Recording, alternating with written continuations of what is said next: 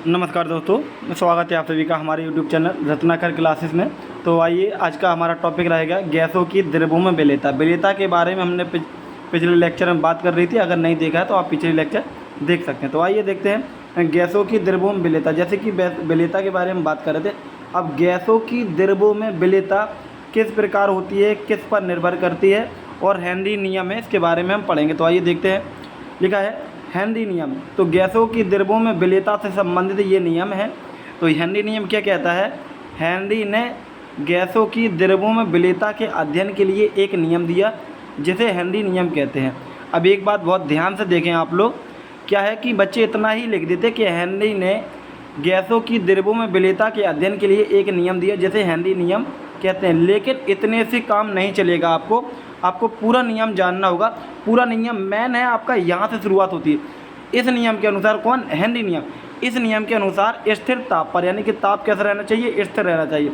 किसी गैस की विलेयता गैस के दाब के समानुपाती होती है। क्या कह रहा है कि जो अगर ताप स्थिर है और आप किसी गैस को घोलना चाह रहे हैं, तो वो जो गैस का जो घुलना होगी, जो विलेयता होगी, वो दाब के समानुपाती होगी। अब देखिए, फिर से एक बार बता देते हैं। मान लीजिए ये इस तरीके से ये है, कलर चेंज कर लेते हैं ये। हाँ, तो अब देखेंगे ये इस तरीके से आप मान लीजिए गैस इस विलयन में घुलना चाह रहे हैं।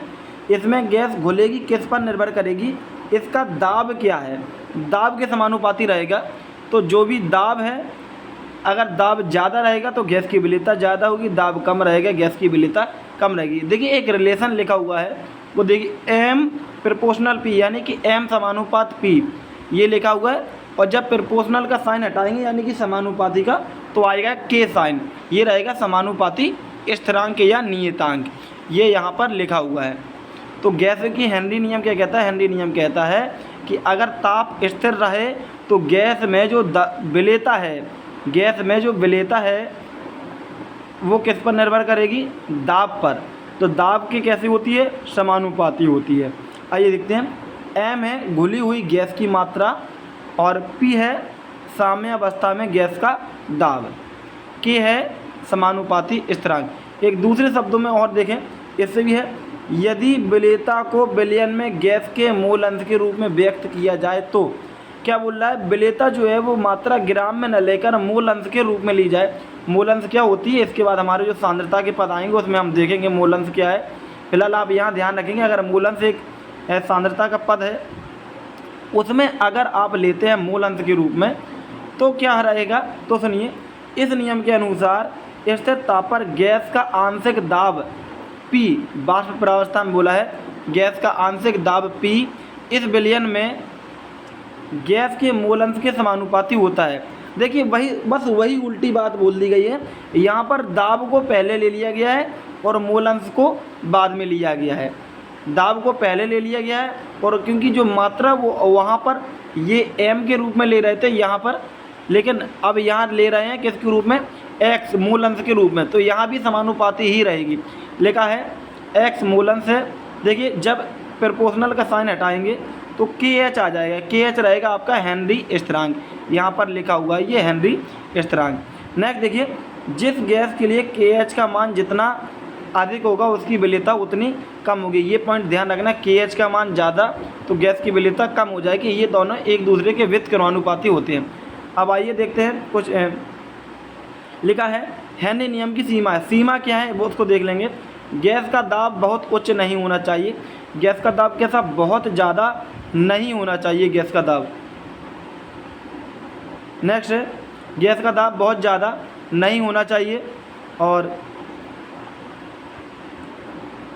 इसके बाद है ताप बहुत कम नहीं होना चाहिए। दो कंडीशन याद रखना, दाब यानी कि P बहुत ज़्यादा नहीं होना चाहिए, और ताप यानी कि T बहुत कम नहीं होना चाहिए। ये दो पॉइंट याद रखेंगे। और क्या है?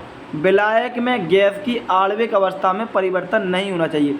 गैस की आणविक अवस्था में परिवर्तन का मतलब होता है गैस में संगुणन ना हो या आयनन ना हो। देखिए यहाँ पर लिखा हुआ है गैस का विलायक में आयनन या संगुणन ना हो। तो ये पॉइंट थे हेनरी नियम के सीमा की।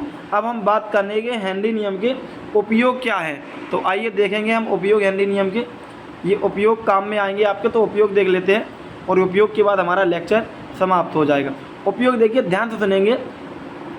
मृदु गैसों में CO2 की विलेयता, मृदु पेय पदार्थ होते हैं। मृदु पेय पदार्थ का मतलब होता है जो कोल्ड ड्रिंक वगैरह होती है। CO2 की विलेयता बढ़ाने के लिए बोतलों को उच्च दाब पर सील किया जाता है। आपने देखा होगा जब कोल्ड ड्रिंक्स वगैरह की बोतल को खोलते हैं तो एक साथ गैस निकलती है, तो उस गैसों को घोलने के लिए उच्च दाब की ज़रूरत होती है। तो उसमें कौन सा नियम लगता है? हेनरी नियम, ये याद रखना। नेक्स्ट है, फेफड़ों में O2 और CO2 का आदान प्रदान किस नियम के अनुसार होता है? तो हेनरी नियम के अनुसार होता है। ये पॉइंट अगर ऐसा पूछा जाए कि फेफड़ों में O2 और CO2 का जो आदान प्रदान होता है कौन सा नियम के अनुसार होता है? हेनरी नियम।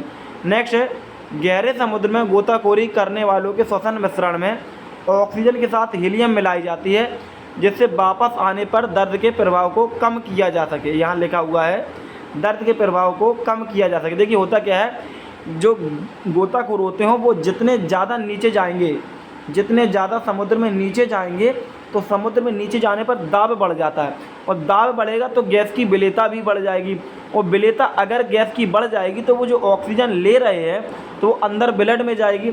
इसके बाद वो जैसे ही वो ऊपर के साइड आते हैं, ऊपर के साइड आते हैं, नीचे से ऊपर की साइड आएगा तो वो फिर गैस क्या होगी? निकलेगी भी, तो उस वजह से बहुत दर्द होता है। इस वजह से हीलियम गैस मिलाई जाती है। हीलियम क्या होती है? अक्रिय गैस होती है जो घुलने कम देती है और भी गैसों को। नेक्स्ट है, अधिक ऊंचाई पर रहने वाले, अधिक ऊंचाई वाले स्थानों पर ऑक्सीजन का आंशिक दाब कम होता है। ऑक्सीजन का आंशिक दाब क्या होता है? कम होता है। पर्वतारोही एवं अधिक ऊंचाई पर रहने वाले व्यक्तियों में ऑक्सीजन की कमी के कारण शरीर कमज़ोर होने लगता है और उनकी सोचने की क्षमता कमज़ोर हो जाती है। इसे एनॉक्सिया कहते हैं। क्या कहते हैं? एनॉक्सिया कहते हैं। ये ध्यान रखना, क्या कहते हैं? एनॉक्सिया कहते हैं। तो अगर क्वेश्चन आए कि एनॉक्सिया कैसे कहते हैं तो आपको लिखना होगा कि अधिक ऊंचाई वाले स्थानों पर ऑक्सीजन का आंशिक दाब कम हो जाता है। तो जो अधिक ऊंचाई पर रहते हैं, क्योंकि पर्वतारोही होते हैं, अधिक ऊंचाई पर जाना होता है, और रहने वाले व्यक्तियों में भी ऑक्सीजन की कमी के कारण उनका क्या सोचने समझने की शक्ति कम होने जाती है। इन लक्षणों को क्या बोलते हैं? हम एनॉक्सिया कहते हैं। ठीक है, तो हेनरी का नियम हमारा खत्म हुआ। नेक्स्ट हमारा रहेगा विलयन की सांद्रता प्रदर्शित करने की विधि है, ये वाला टॉपिक। ओके, वीडियो देखने के लिए धन्यवाद।